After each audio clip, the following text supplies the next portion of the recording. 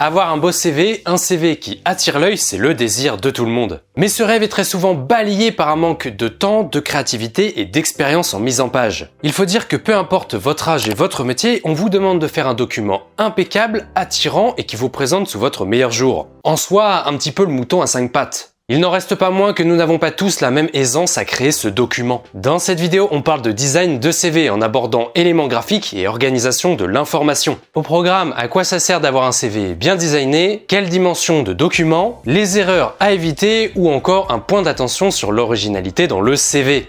Regardez bien la vidéo en entier car vous pourriez être surpris d'apprendre que faire un CV de graphiste, ce n'est pas si dur et que les choses simples sont les meilleures. Allez, c'est parti.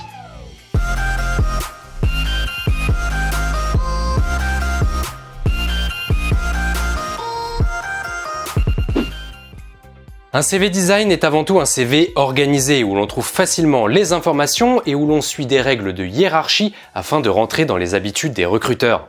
Pour ça, on peut utiliser plusieurs solutions, typographie, éléments graphiques, justification des textes, icônes, etc. Mais vous pouvez jouer sur d'autres leviers pour obtenir un design impactant. Par exemple, en mettant les choses comme les recruteurs ont l'habitude de les voir. C'est là où les CV des autres candidats vont vous aider. Si vous parlez le même langage, c'est-à-dire avec la même organisation et titre de catégorie, le recruteur ira plus vite. Mais après ça, la compétition reprend, hein ? Il vous faudra aussi trouver le compromis entre CV minimaliste mais un CV bien fourni. Car votre CV ne doit ni sembler vide, ni être indigeste visuellement. En ça, mettre trop d'informations écrites peut vous nuire, mais c'est aussi le cas des éléments graphiques qui, s'ils rendent votre CV plus attirant, peuvent aussi contribuer à l'alourdir. Comme quoi, rendre votre CV remarquable peut remarquablement vous éjecter de la pile de CV des recruteurs. Vient ensuite la question du format de document. Pour ce sujet, la réponse sera simple, partez sur un format A4 en format portrait.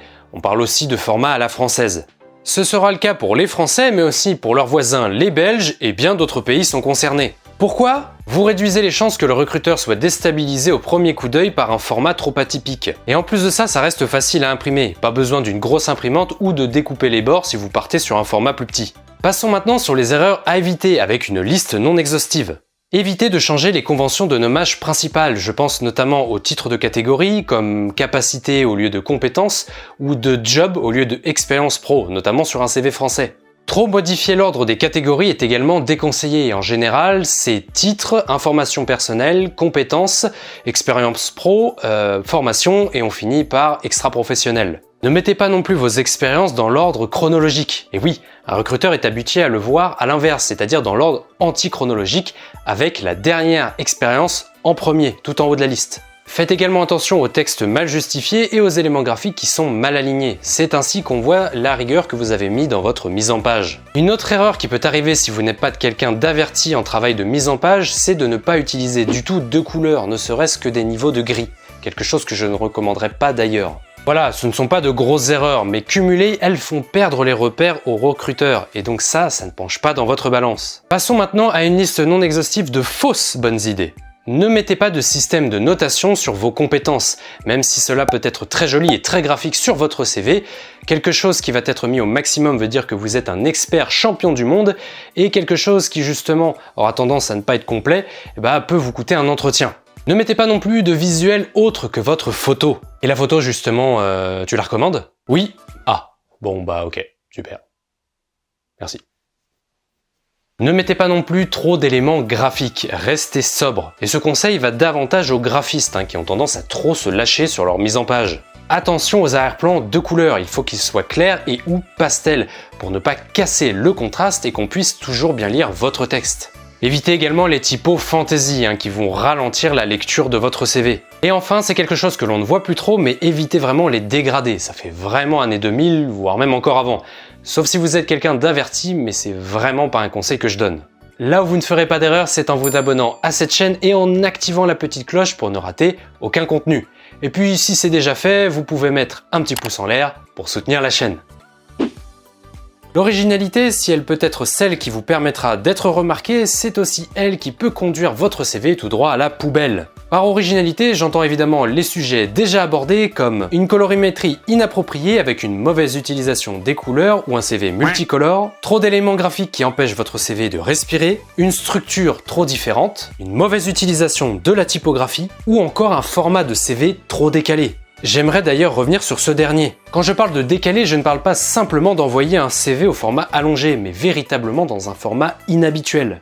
Par exemple, si vous voulez travailler dans le jeu vidéo, vous pourriez être tenté d'envoyer votre CV sous forme de boîte de jeux vidéo, avec votre CV plus sobre à l'intérieur en guise de notice, et votre portfolio par exemple gravé sur un CD. Si vous êtes graphiste, vous pourriez faire de votre CV une véritable illustration, ou encore vous pourriez envoyer votre CV sous forme de journal si vous voulez être journaliste. Enfin, vous avez compris le principe.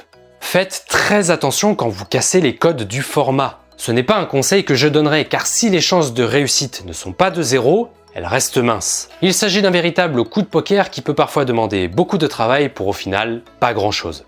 Si vous voulez mon conseil là-dessus, soyez absolument sûr de vous et faites quelque chose d'irréprochable qualitativement. Puis surtout, médiatisez ce CV sur les réseaux afin de potentiellement être repéré par quelqu'un d'autre grâce au buzz.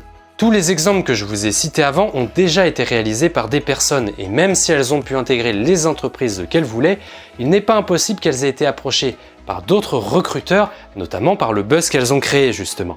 Bon alors maintenant parlons du design qu'il faut.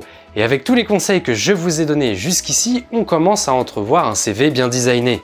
Il faut faciliter la lecture en aérant et en jouant sur les repères du recruteur comme ce dont on a parlé juste avant. Ordre et titre des catégories, expérience antichronologique et pas trop d'éléments graphiques. Ensuite, attirer l'attention du recruteur avec une utilisation intelligente de la couleur et des contrastes, mais aussi de la typographie, des icônes ou encore des textes gras, italiques et soulignés. Dans l'utilisation des typographies, je vous en conseille 3 maximum. 2, c'est vraiment le must, avec du coup des typographies faciles à lire et si possible sans empattement. Pour les couleurs, allez au plus simple, mais faites attention au sens des couleurs parce que dans le domaine professionnel, il y en a. Par exemple, le vert va être associé à l'écologie, le orange au tonus, donc par exemple le sport, et le violet va être davantage représenté pour le spirituel. Pour le nombre de couleurs dominantes dans votre CV, je vous recommande maximum 2 couleurs, en plus du blanc et du noir utilisé dans votre texte courant. D'ailleurs, pour votre texte courant, celui qui demande beaucoup d'attention de lecture, je vous recommande de rester très proche du noir, en employant toujours des couleurs sombres. Ensuite, sur votre CV, je vous recommande d'ajouter quelques icônes. Cela va ajouter quelques éléments graphiques sympas, attention juste à ne pas trop en mettre, et du coup à réduire la densité de texte sur votre CV. Ensuite, faites en sorte d'utiliser une lecture linéaire. Tout simplement, imaginez que vous lisez votre CV comme on lit un document aujourd'hui sur portable ou tablette. Même les sites web sur ordinateur s'y mettent. Aujourd'hui, le système de colonnes n'est plus roi. On préfère une lecture plus simple. Cette technique est aussi utilisée par les webmarketeurs sur les pages de vente. Ils utilisent le terme d'entonnoir. C'est une image pour décrire le fait de mettre des informations précises dans un ordre précis et d'offrir une lecture linéaire, comme celle que j'ai décrite, afin de vendre un produit. Comme votre CV est un document servant à vous vendre avec un certain ordre de catégories et de codes à respecter, vous devez vous en inspirer. Même avec toutes ces informations, je me rends bien compte que faire un bon design de CV peut être pour vous une tâche insurmontable. C'est pourquoi j'ai réalisé une formation dans laquelle je vous prends par la main et je crée avec vous un CV de A à Z. Elle se veut la plus complète possible pour obtenir le CV qui tapera dans l'œil des recruteurs. En quelques heures, vous comprendrez justement comment avoir la mise en page la plus optimisée, les fameuses couleurs à choisir, quoi mettre et ne pas mettre en fonction de votre ancienneté, du poste, de l'entreprise, etc. Sans oublier d'aborder les grandes questions comme le trou dans le CV ou quoi faire quand le CV fait vide. En bonus, vous retrouverez des revues de CV, la révélation de mes CV personnels, ainsi qu'un module où je vous montre comment rédiger une bonne lettre de motivation. Si vous êtes intéressé, je vous invite à cliquer sur le lien dans la description et à vous laisser guider. Voilà, j'espère que cette vidéo vous a plu et si c'est le cas, n'hésitez pas à mettre un petit pouce en l'air. Je me doute que vous avez une tonne de questions sur la création et le design de votre CV, donc allez tout de suite les rédiger dans l'espace commentaire. Si vous êtes en pleine création de CV mais que vous avez du mal à trouver des compétences pour celui-ci, vous trouverez également dans la description un lien qui vous amènera à un PDF gratuit avec une liste de compétences valables pour tout type de métier. Allez, on n'oublie pas de s'abonner et d'activer la petite cloche pour ne pas rater les prochains contenus. Et puis moi, il ne me reste plus qu'à vous dire à très bientôt pour de prochaines vidéos. Salut!